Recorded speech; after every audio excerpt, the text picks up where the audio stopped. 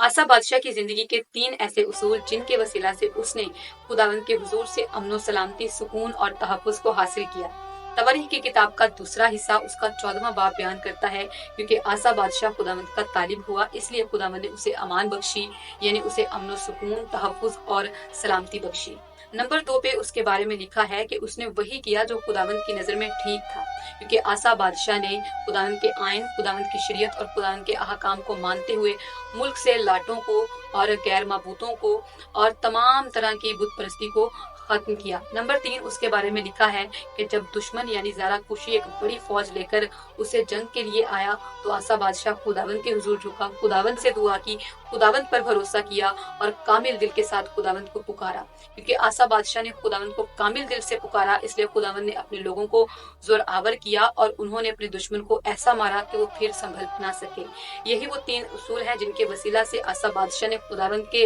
हुजूर से अमन सलामती को हासिल किया, और आज मैं और आप भी इन्हीं 3 असूलों पर अमल करते हुए खुदावंद के हुजूर से अमन सलामती, सुकून और तहफ़्फ़ुज़ को हासिल कर सकते हैं।